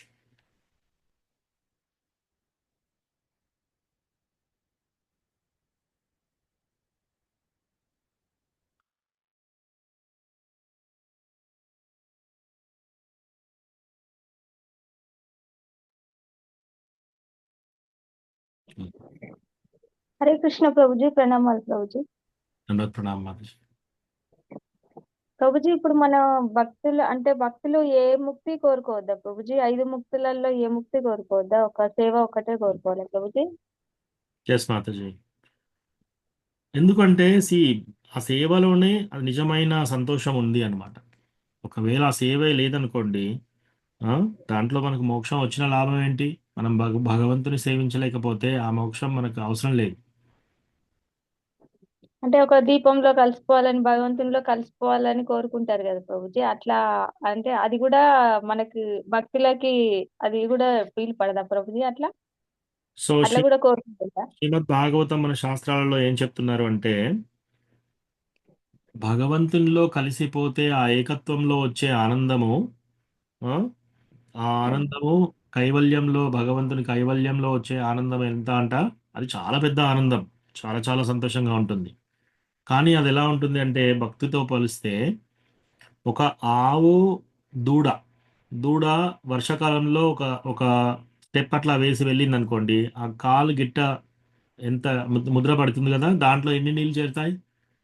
అంత కొంచెం కొంచెం కొంచెం సంతోషం అనమాట. భగవంతుని యొక్క భక్తియుత సేవలో ఎంత ఆనందం ఉంది? ఒక సముద్రంలాగా ఆనందం ఉంది. ఈ సముద్రం అంత ఆనందంలో భగవంతునిలో కలిసిపోయే ఏకత్వంలో వచ్చే ఆనందం ఎంతట? ఒక కాలి గిట్ట, ఆవు దూడ కాలి గిట్ట ఎంత ఉంటుంది, అందులో చేరిన నీళ్ళకి ఎంత ఉంటుందో అంత చిన్న ఆనందం. అదే చాలా పెద్ద ఆనందం. ఆ ఈ మాయావాదీస్ వీళ్ళందరూ అది కోరుకుంటున్నారు. కానీ ఆ ఆనందం చాలా చిన్నది భక్తియుత సేవతో పోలిస్తే. భక్తియుత సేవలో అసలు అది మనం కొలవలేమన్నమాట. అంత సంతోషంగా ఉంటుంది భగవంతుని భక్తియుత సేవలో ఉంటే. ఓకే ప్రభుజీ. అంటే ఇప్పుడు అన్నమయ్య వాళ్ళందరూ ఇప్పుడు సినిమాలలో చూపించినట్టు అతనిలో లీనమైపోతారు కదా ప్రభుజీ, ఒక దీపం లాగా. అట్లా అంటే మనం కూడా అట్లా వెళ్ళొచ్చా, లేకపోతే మన సేవ ఒక్కటే కోరుకోవాలా అనేది చిన్న డౌట్ ఉంది ప్రభుజీ. అన్నమయ్య కీర్తనలు మీరు సరిగ్గా వింటే ఆయన కూడా భక్తియుత సేవనే అడుగుతున్నాడు. ఆయన భగవంతునిలో కలిసిపోవాలి అని ఎప్పుడూ అడగట్లేదు. సినిమాలలో చూపిస్తున్నారు అలా, కానీ మనం దాన్ని అది డబ్బు చేయడానికి కోసం చేస్తున్నారు. ఆ సినిమా తీసే వాళ్ళకి ఆ నాలెడ్జ్ అంత సరిగా ఉండదు. సో వాళ్ళు భక్తులు కాదు కాబట్టి వాళ్ళకి సరైన అవగాహన కూడా ఉండదు. మాతాజీ. ఓకే ప్రభుజీ. అంటే శాస్త్రజ్ఞానం తెలిస్తే ఇవన్నీ తెలుస్తాయి కాబట్టి మనం అట్లా ఆలోచించాలి. భక్తులేమో అట్లా ఆలోచించాలి. ఏ ముక్తి అవసరం లేదు, భగవంతుడి సేవ ఒకటే కావాలి అని అనుకోవాలి. అంతే కదా ప్రభుజీ? ఎస్ హరే మాతాజీ. కృష్ణ. థ్యాంక్ యూ ప్రభుజీ. హరే కృష్ణ. హరే కృష్ణ ప్రభుజీ, ప్రణామాలు ప్రభు. ప్రణామం తులసి. ప్రభుజీ, మరి నేను ఎప్పుడు చూసినా మా ప్రభుజీని కానీ ఇప్పుడు మా బాబు తప్పనిసరి వాళ్ళను మళ్ళీ భక్తుల ఇళ్ళల్లో కానీ కనీసం మీకు పువ్వులుగా తులసి ఆకు కోసేపు దాసులుగా కానీ స్వీకరించండి కృష్ణ అని కోరుకుంటూ ఉంటా ప్రతినిత్యం. బాబున్నన్ని రోజులు మా ప్రభు గురించి వేడుకుని అట్లా చేసేదాన్ని. నీ సేవ మరొక చేస్తా తండ్రి, నా భర్తను మాత్రం మీ దాసునిగానో లేకుంటే భక్తుల దాసులుగానో ఇదే గడ్డిపోచలాగానో ఎలాగనో మీ భక్తిలో ఉంచు తండ్రి అని అట్లా వేడుకుంటా. ఇప్పుడు మా బాబు పోయిన దగ్గర నుంచి ఇద్దరికి వరకు అలా వేడుకుంటున్నా. అది కూడా నా స్వార్థం అవుతుందా ప్రభుజీ? మరి మీ సేవ తప్పక చేస్తా గాని ఇది మాత్రం వాళ్ళకి ప్రాప్తించండి అని వేడుకుంటున్నా. మీరు మరి అది భగవంతుని కూడా సేవే అడుగుతున్నారు కదా, భగవంతుని సేవ గురించి అడుగుతున్నారు వాళ్ళకు కూడా. రైట్, మీకైనా వాళ్ళకైనా భగవంతుని సేవ ఇప్పించండి అని అడుగుతున్నారు, కానీ వాళ్ళకి మోక్షం ఇప్పించండి అని ఎప్పుడు అడగలేదు కదా మీరు. అలా అడగండి. సో ఆల్రెడీ మీరు కరెక్ట్గానే ప్రే చేస్తున్నారు. కానీ మనం ఇంకోటి చూడాలి. ఇప్పుడు ఈ జన్మలో మనకు ఈ ఫ్యామిలీ మెంబర్స్ ఉన్నారు. ఈ జన్మలో ఇతను నా భర్త, ఇతను నా కొడుకు, వీళ్ళు నా ఫ్యామిలీ మెంబర్స్ ఇలా ఉన్నారు. ఇంతకు ముందు జన్మలో ఇంకో ఫ్యామిలీ మెంబర్స్ ఉన్నారు, ఇంకో తల్లిదండ్రులు ఉన్నారు, ఇంకో అన్నదమ్ములు ఉన్నారు, ఇంకో పిల్లలు ఉన్నారు. అంతకు ముందు జన్మలో ఇంకా వేరే వాళ్ళు ఉన్నారు. సో అట్లా మనము ప్రతిసారి జన్మ తీసుకున్నప్పుడు డిఫరెంట్ డిఫరెంట్ ఫ్యామిలీ మెంబర్స్తో మనం వస్తున్నాం. సో శ్రీమద్ భాగవతం ప్రకారం ఏంటంటే, ఈ మానవ జన్మ రావడం అనేది ఎంత అరుదు అంటే, ఒక మహాసముద్రంలో ఒక ఒక తొర్ర ఉన్న ఒక లాగ్, ఒక చెక్క, ఆ చెక్కలో ఒక రంధ్రం ఉంది. ఆ చెక్క అలా వెళ్తుంటే ఈ జీవి శ్వాస తీసుకోవడానికి కోసం ఒక్కసారి నీళ్ళలో నుంచి, సముద్రంలో నుంచి ఒక్కసారి తల ఎత్తినప్పుడు కరెక్ట్గా అలైన్ అయిపోయి, అంటే ఆ చెక్క అక్కడికి రావాలి, ఆ రంధ్రం అక్కడే ఉండాలి, మనం అక్కడి నుంచే తల పైకి లేపాలి. అప్పుడు మనం కొద్దిసేపు గాలి పీలుస్తాం చూడండి. అది ఎంత అరుదు అంటే మొత్తం సముద్రంలో ఎన్నో చెక్కలు ఉంటాయి. అటువంటి ఒక చెక్క ఒక రంధ్రంలో ఉండి మనం కరెక్ట్గా అప్పుడే లేచి అక్కడ శ్వాస పీల్చుకోవడం అనేది ఎంత అరుదు అది. అంత అరుదైంది ఈ యొక్క మానవ జన్మ. సో మనము ఈ ఫ్యామిలీ మెంబర్స్, ఫ్యామిలీ కాన్షియస్నెస్ నుంచి మనము స్పిరిచువల్ కాన్షియస్నెస్కి రావాలి. సో మీరు చేసిన ప్రేయర్ తప్పేం లేదు. మీరు చేసిన ప్రేయర్లో మీరు ఆల్రెడీ వాళ్ళకేంటి, వాళ్ళు కూడా ఒక తులసి దళాలు తెంపి మీకు అర్పించే విధంగా ఒక గడ్డిపోసలాగానైనా కూడా మీ సేవలో ఉండడం, మీ సేవలో అనే ప్రార్థన చేస్తున్నారు కాబట్టి ఆ ప్రార్థన కరెక్టే, రైట్? సో మీరు ఎప్పుడు కూడా మా వాళ్ళకి మోక్షం ఇవ్వండి అని అడగట్లేరు మీరు. సో ఆల్రెడీ మీరు భక్తియుత రిలేషన్లో ప్రే చేస్తున్నారు. సో మీరు అట్లా ఇంకా ఒక మన ఫ్యామిలీయే కాదు, డివోటీస్ అందరూ కూడా మన ఫ్యామిలీ మెంబర్సే, అందరూ వైష్ణవాస్ మన వాళ్ళే. ప్లస్ ఇంకోటి ఏంటంటే విద్యా వినయ సంపన్నే బ్రాహ్మణే గవిహస్తిని శునీ చైవ స్వపాకే చ పండిత సమదర్శన. ఎవరైతే పండితులు ఉంటారో వాళ్ళు ఒక బ్రాహ్మణుడు, ఒక ఏనుగు, ఒక కుక్క మాంసం తినేవాడు అందరినీ ఈక్వల్గా చూస్తున్నారు. సో అప్పుడు వీళ్ళు మన ఫ్యామిలీ మెంబర్స్, వీళ్ళు మన ఫ్యామిలీ మెంబర్స్ కాదు అన్నట్టుగా ఇంకా ఏమీ తేడా ఉండదు అక్కడ. సో అట్లా మీరు ఎక్స్పాండ్ చేసి మీ ప్రేయర్స్ కూడా అందరి జీవులకి పట్ల ప్రే చేయొచ్చు మాతాజీ. కానీ మీ ప్రేయర్లో ఎటువంటి దోషం లేదు. అలా చేసినా కూడా ఏం తప్పలేదు. మీరు ఎందుకైనా అది డివోషనల్ సర్వీస్ గురించి అడుగుతున్నారు కాబట్టి అది ఆల్రెడీ చాలా మంచి ప్రేయర్ అది. ఓకే మాతాజీ. హరే కృష్ణ ప్రభు, దండవత్ ప్రణామాలు. హరే కృష్ణ ప్రభు, ఇప్పుడు మనకు ఈ తోడబుట్టిన వాళ్ళు అన్నది అంటే జన్మల పుణ్యం ప్రభుజీ మనం చేసుకున్న మోక్షం బలం ప్రభు ఇట్లా అన్నట్టు. ఇప్పుడు అన్నదమ్ములు కానీ అక్క చెల్లెలు కానీ మనంతా ఒక దుఃఖన కలవడం అంటే ఎట్లా ప్రభు? సో అది కూడా శ్రీమద్ భాగవతంలో ఇచ్చారు. ఒక సముద్రంలో అలలు వచ్చేటప్పుడు కొన్ని పుల్లలు ఉంటాయి. ఒక అల ఇలా వచ్చినప్పుడు ఏమవుతుంది, కొన్ని పుల్లలన్నీ దూరం అయిపోయి కొన్ని పుల్లలు కలుస్తాయి. మళ్ళీ ఇంకో అల రాగానే ఈ దూరం అయిపోతాయి, ఇంకో పుల్లలతో కలుస్తాయి. అట్లా. సో మన యొక్క బంధుమిత్రులు ఒక్కొక్కసారి వాళ్ళు మనకి ఏమన్నా రుణపడి ఉంటే కూడా వాళ్ళు అలా రావచ్చు.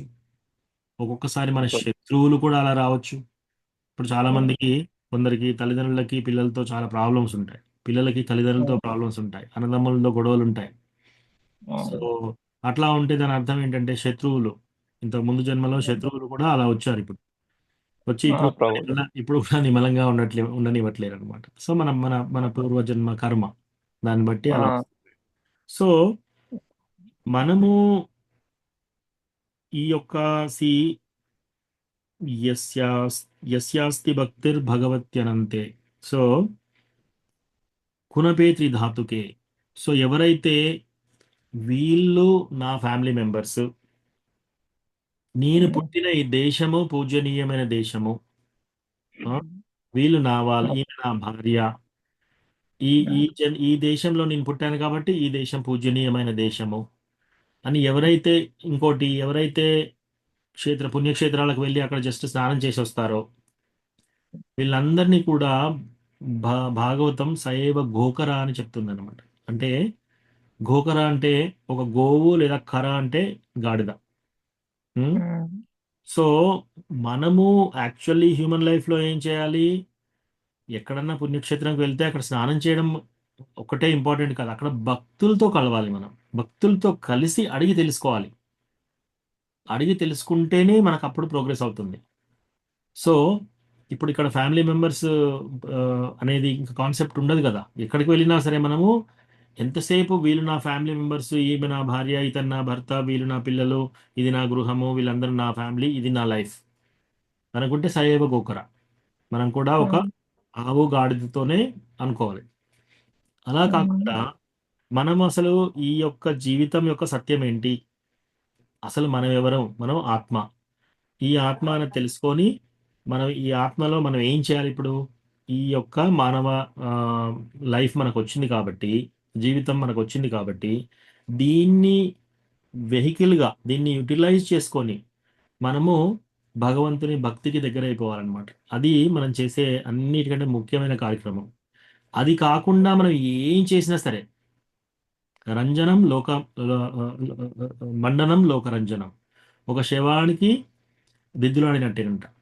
సో మనం ఎన్ని రిలేషన్షిప్స్ చక్కగా పెట్టుకున్నా సరే, మన ఫ్రెండ్స్తో, మన ఫ్యామిలీ మెంబర్స్తో, మన అన్నదమ్ములతో, మన అక్క చెల్లెలతో ఎంత చక్కని సంబంధాలు ఉన్నా సరే, ఎంత తీపి సంబంధాలు ఉన్నా సరే, ఇదంతా ఏంటంట మండనం లోకరంజనం.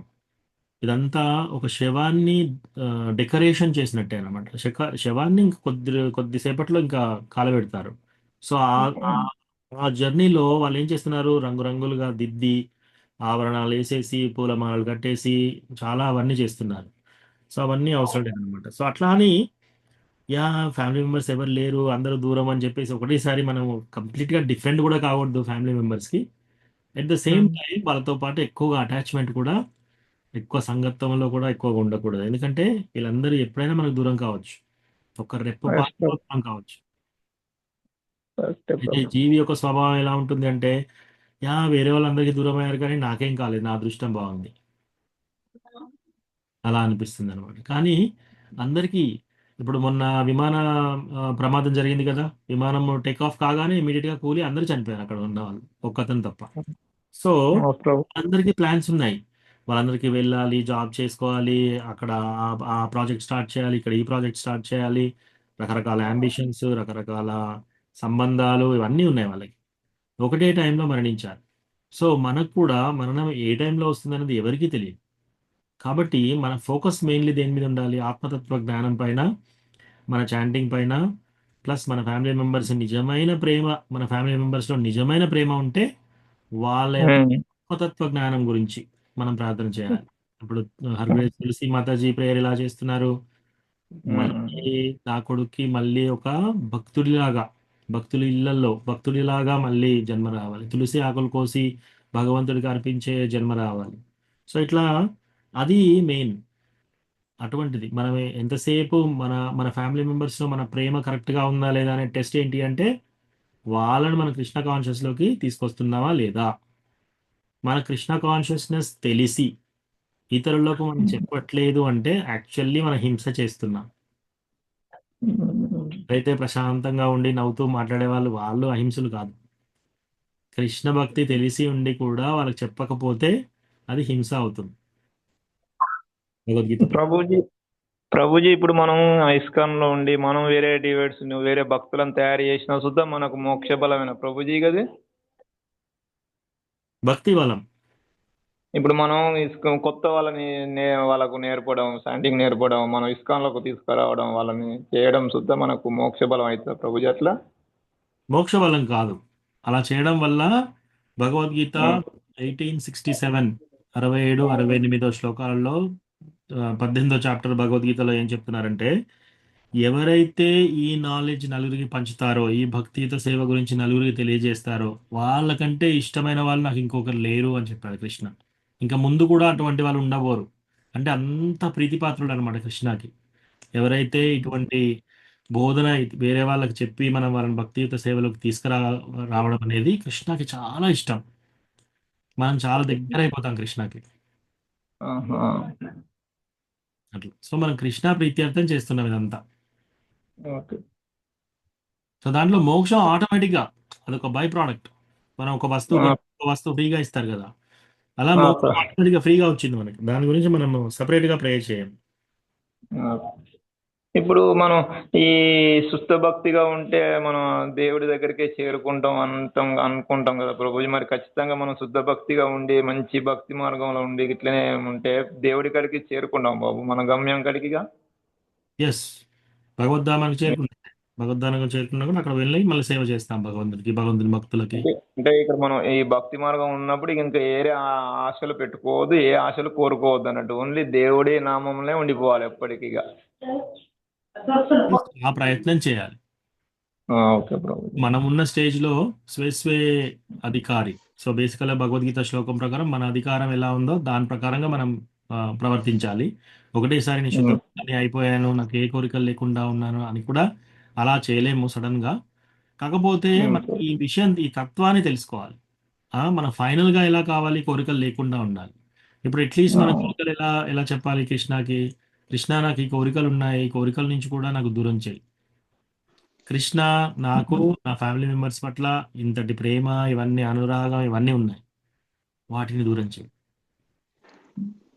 కృష్ణ, నేను సరిగా కోరుకునే కోరికలు సరిగ్గా రావాలి అని ప్రార్థన చేయాలి, నా కోరికలు సరిగా ఉండాలని. అందుకే మనం ఎప్పుడు కృష్ణకు ప్రేయర్ చేసినప్పుడు కృష్ణ మీకు సమ్మతమైతే అని యాడ్ చేయాలి, లేకపోతే అది మన కోరికలాగా అయిపోతుంది.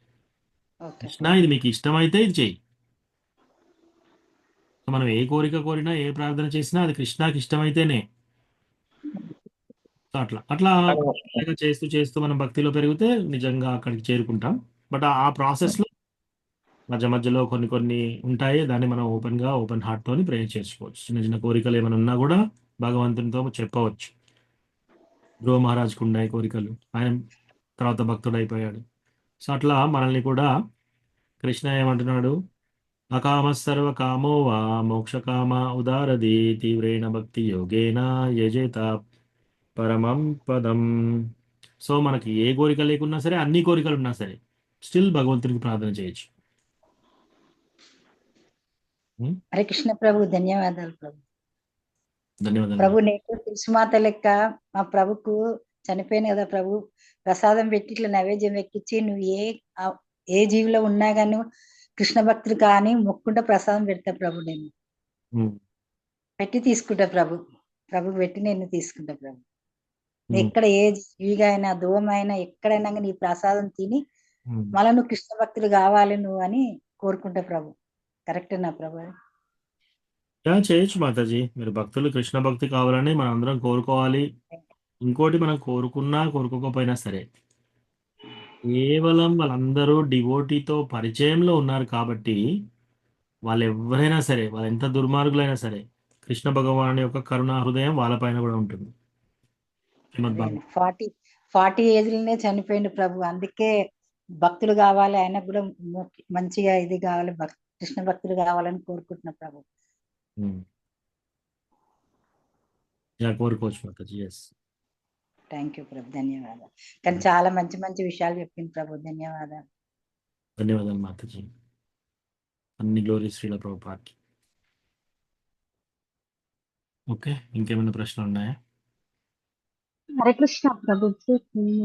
ప్రభుజీ ఒకటి ప్రశ్న తెలుసు ప్రభుజీ. హరిదాస్ ఠాకూర్లు ఎవరైనా అట్లా అందరి మార్కెట్ లో కొడుతూ ఉంటే వాళ్ళని ఏం అనొద్దు అని కోరుకుంటాడు కదా ప్రభుజీ, అది మనం ఏ విధంగా అర్థం చేసుకోవాలి మన జీవితంలో? సో దాన్ని ఏ విధంగా తీసుకోవాలంటే మాతాజీ, మనల్ని ఎవరైనా దూషించినప్పుడు కూడా మనం ఎలా అనుకోవాలి అంటే, డివోటీ ఇలా అనుకుంటాడు, పూర్వజన్మలో నేను చేసిన తప్పుల వల్ల వీళ్ళ ద్వారా నాకు ఈ ప్రాబ్లం జరుగుతుంది. యాక్చువల్గా ఇంకెంతో ప్రాబ్లం జరగాల్సి ఉంది, కృష్ణ ఇంత చిన్నగా చేసి ఇస్తున్నాడు నాకు ఈ ప్రాబ్లం. అదొకటి. రెండవది ఏంటంటే, ప్రతి ఒక్క వ్యక్తికి కొన్ని కోట్ల జన్మలు ఎత్తి వచ్చారు కాబట్టి ఆ కోట్ల జన్మల యొక్క సంస్కారాలు ఉంటాయి వాళ్ళలో. కొందరికి దురుసుగా మాట్లాడే సంస్కారం ఉంటుంది, కొందరికి మెల్లగా మాట్లాడే సంస్కారం ఉంటుంది, కొందరికి మర్యాదగా మాట్లాడే సంస్కారం ఉంటుంది, రకరకాలుగా ఉంటారు. కొందరు ఎదుటి వాళ్ళని హర్ట్ చేయడానికి కూడా వెనకాడరు, అటువంటి స్వభావం, అటువంటి సంస్కారం ఉన్న వాళ్ళు ఉంటారు. కొందరు వేరే వాళ్ళని హర్ట్ చేయకుండా, వాళ్ళని బాధ పెట్టకుండా మాట్లాడే స్వభావం కొందరికి ఉంటుంది. సో ఇట్లా రకరకాల వాళ్ళు ఆ టైంలో ఎందుకు అలా ప్రవర్తిస్తున్నారు అంటే, దాంట్లో వాళ్ళు పుట్టిన జన్మ, వాళ్ళ యొక్క ప్రీవియస్ ముందు లైఫ్లో వాళ్ళ కర్మ, ప్రస్తుతం ఉన్న ఒత్తిళ్ళు, ప్రస్తుతం ఉన్న వాళ్ళ సంస్కారాలు, వాళ్ళు పెరిగిన వాతావరణము, వాళ్ళు చూసిన కష్టాలు, ఇవన్నీ అన్నీ యాడప్ అయిపోయి వాళ్ళ ద్వారా అట్లా బయటికి వస్తుంది. సో దాన్ని మనం అలా చూడాలి, అంతేగాని ఈ వ్యక్తి అని మనము వాళ్ళని దూషించవలసిన అవసరం లేదు. సో హరిదాస్ ఠాకూర్ ఏం చేస్తున్నాడు, వీళ్ళందరూ కొడుతుంటే వాళ్ళ డ్యూటీ చేస్తున్నారు. రాజు చెప్పాడు అందుకని వాళ్ళు కొడుతున్నారు, కానీ యాక్చువల్లీ వాళ్ళు హరినామం తీసుకుని అతన్ని కొడుతున్నారు. అది చాలా డేంజరస్ పనిష్మెంట్ వస్తుంది వాళ్ళకి. అయినా కూడా ఆయన ప్రే చేస్తున్నాడు, వాళ్ళ గురించి ప్రే చేస్తున్నాడు. అంటే అది చాలా హైయెస్ట్ లెవెల్. మనల్ని మనల్ని ఇప్పుడు మనం ఒక రాయి తీసుకొని చెట్టును కొట్టామనుకోండి, ఒక రాయి తీసుకొని చెట్టుకు కొడితే ఏమవుతుంది? చెట్టు మళ్ళీ రాయి తీసి మనకి ఇసిరి కొట్టదు కదా. చెట్టు కొడితే పండు రాలుతుంది, యాక్చువల్ పండు ఇస్తుంది. ఓకే, అట్లా అని చెప్పేసి ఓకే ఒకసారి రాయేసి కొట్టావు నేను నీకు నీడ ఇవ్వను అని చెప్పట్లే కదా, నీడ ఇస్తుంది, రైట్? సో చెట్టుకి అంత ఓర్పు. సో వైష్ణవుడికి ఏంటి, ఆ ఆ కెపాసిటీ ఉంది, మళ్ళీ తిరిగి కొట్టే కెపాసిటీ ఉంది. అయినా కూడా చెట్టుకి అట్లీస్ట్ లేదు. చెట్టు రాయితో కొడితే మరి రాయి తీసుకొని మళ్ళీ కొట్టే కెపాసిటీ చెట్టుకు లేదు. కానీ వైష్ణవుడికి ఆ కెపాసిటీ ఉంది. ఆ కెపాసిటీ ఉన్నా కొట్టట్లేదు. అది వాళ్ళ యొక్క గొప్పతనం, అది వైష్ణవుల యొక్క గొప్పతనం. సో ఇవన్నీ మనం చూసి ఏం చేయాలంటే, త్రినాదపి సునీచేన తరోరివ సహిష్ణునా అమానినా మానదేన కీర్తనీయ సదా హరి. సో మనము వినమ్రతాభావం పెంచుకోవడము, ఓర్పు పెంచుకోవడము, సహనత్వము, అందరికీ మర్యాద ఇవ్వాలి, మనకెవరు మర్యాద ఇవ్వాలని మనం కోరుకోకూడదు. అట్లా చేస్తే కీర్తనీయ సదాహరి, అప్పుడు మనము హరినామాన్ని కంటిన్యూస్గా జపం చేయగలుగుతాం. సో అట్లా. సో ఈ వీళ్ళందరూ పెద్ద పెద్ద మహాజన్స్, వీళ్ళందరూ వాళ్ళ స్టోరీస్ విన్నప్పుడు మనం అటువంటి స్ఫూర్తి తీసుకోవాలి. అక్కడ చేతగానితనం అని కాదు. ఇప్పుడు మీరు పరీక్షిత్ మహారాజ్ తీసుకోండి. పరీక్షిత్ మహారాజు క్షత్రియుడు, ఆయన ఒక రాజు. రాజుకు రాజ్యంలో ఏం చేయాలన్నా ఆయన చేయగలుగుతాడు. ఆ బ్రాహ్మణ పిల్లవాడు ఆయనను శపించిన పిల్లవాడిని తీసుకెళ్లి జైల్లో పెట్టగలుగుతాడు, కావాలంటే ఆయన చంపేయగలుగుతాడు.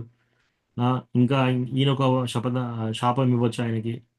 అయినా కూడా అన్ని పవర్స్ ఉండి కూడా అది ఎగ్జిక్యూట్ చేయలేదు. అది వైష్ణవుల యొక్క గొప్పతనం. సో అది ఆ స్ఫూర్తి మనం తీసుకొని మన నడవడి కూడా ఆ స్ఫూర్తిలో ఉండాలి.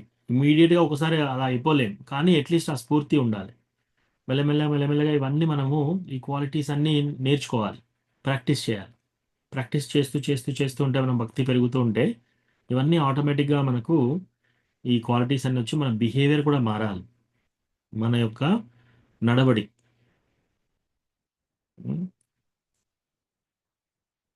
సో అది మాతాజీ.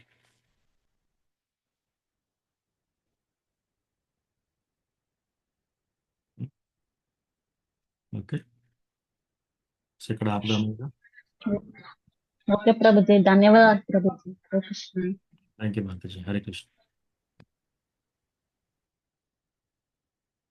ఓకే, సో ఇప్పుడు ఈరోజు మనం చెప్పిన క్లాస్లో ఈ క్వాలిటీస్ అన్నీ, వైష్ణవ క్వాలిటీస్ అన్నీ నాకు కూడా రావాలని చెప్పి మీరు అందరూ ప్రార్థన చేయండి. సో నేను కూడా మంచి భక్తుని కావాలి. ఈ క్వాలిటీస్ అన్నీ మీకు చెప్పినవన్నీ కూడా నేను కూడా ట్రై చేస్తున్నాను. అవి మీకు ఆల్రెడీ ఉన్నాయి ప్రభు. చాలా ముందు ప్రభుజీ మాకు అందరికి రావాలని ప్రే చేయండి రావాలా ప్రభు, మీకు ఆల్రెడీ ఉన్నాయి ప్రభు. అవును ప్రభుజీ. లేదు, మళ్ళా గురువారం దాకా వెయిట్ చేస్తాం ప్రభు. ధన్యవాదాలు. ధన్యవాదాలు. హరే కృష్ణ. హరే కృష్ణ ప్రభు. హరే కృష్ణ కృష్ణ కృష్ణ హరే హరే, హరే రామ రామ హరే రామ రామ రామ హరే హరే. హరే కృష్ణ కృష్ణ హరే కృష్ణ కృష్ణ కృష్ణ కృష్ణ హరే హరే, కృష్ణ హరే రామ రామ హరే రామ రామ హరే హరే హరే. రామ రామ హరే కృష్ణ కృష్ణ కృష్ణ హరే హరే, హరే హరే హరే హరే, హరే కృష్ణ కృష్ణ కృష్ణ కృష్ణ హరే హరే, హరే రామ హరే కృష్ణ కృష్ణ కృష్ణ కృష్ణ హరే హరే, హరే రామ రామ రామ హరే హరే, కృష్ణ కృష్ణ కృష్ణ కృష్ణ హరే హరే, హరే రామ హరే కృష్ణ.